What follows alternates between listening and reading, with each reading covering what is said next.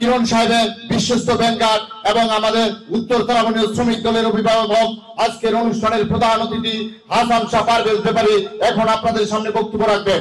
হাসান শাহ পারভেজ ব্যাপারী এখন আপনাদের সামনে বক্তব্য রাখবেন।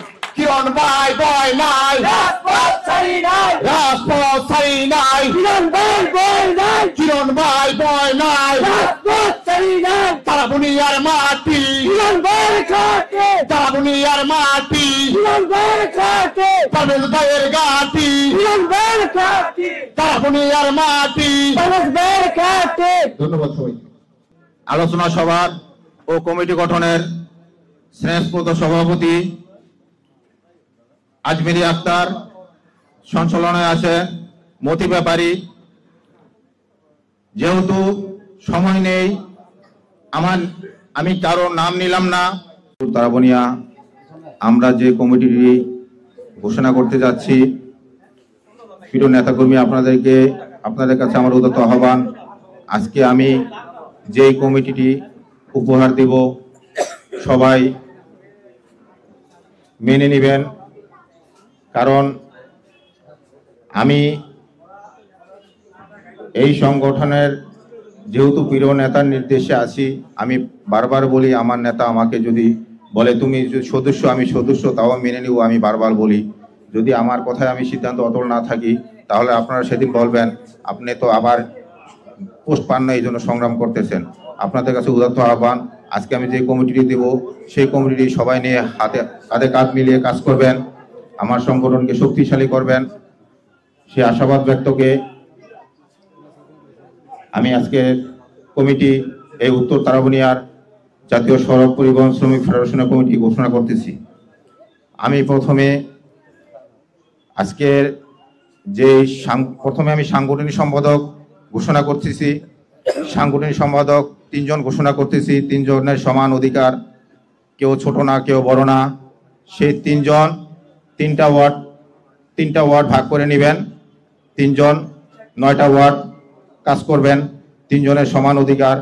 আমি সেই 3টি নাম প্রথমে প্রকাশ করতেছি। সাংগঠনিক সম্পাদক, আমি কমিটি প্রকাশ করার পরে আপনারা হাত উঠাবেন। সাংগঠনিক সম্পাদক মোহাম্মদ হোসেন,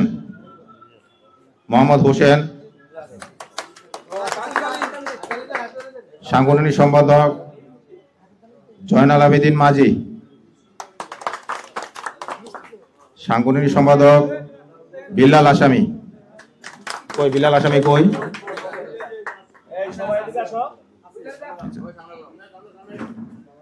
আমি সাধারণ সম্পাদক ঘোষণা করতেছি। যারা সাধারণ সম্পাদক ক্যান্ডিডেট ছিলেন তাদের মন খারাপ করার কিছু নেই। আমরা সাংগঠনিকভাবে সিদ্ধান্ত নিয়েছি। তারপরও আমি আছি, যেহেতু আপনারা আমার কাছে যাবেন, প্রয়োজন বোধে আমি আমার থানা কমিটিতে আপনাদের স্থান দিব। যদি কেউ বাদ পড়ে থাকেন, মন খারাপ করার কিছু নেই, আমার সাথে যোগাযোগ রাখবেন ইনশাল্লাহ। সাধারণ সম্পাদক মনির হোসেন হাওলাদার,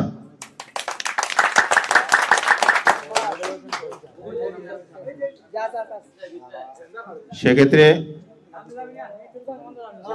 আমরা সিনিয়র সহসভাপতি, একজন নির্ধারিত সিনিয়র সভাপতি, যার অনেক দায়িত্ব, সভাপতির সাথে কাঁধে কাঁধ মিলিয়ে সব প্রোগ্রামে যেতে হবে।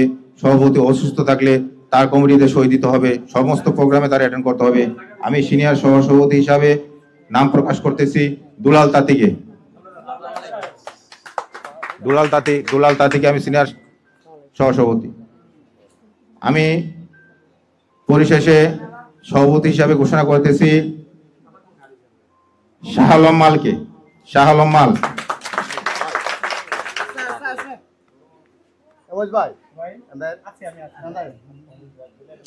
ইনশাল্লাহ আপনারা এই শাহ আলম মালের সাথে ও সাধারণ সম্পাদক মনির হোসেন হাওলাদারের সাথে কাঁধে কাঁধ মিলিয়ে আমার এই ফেডারেশন কমিটি শক্তিশালী করবেন, সুসংগঠিত করবেন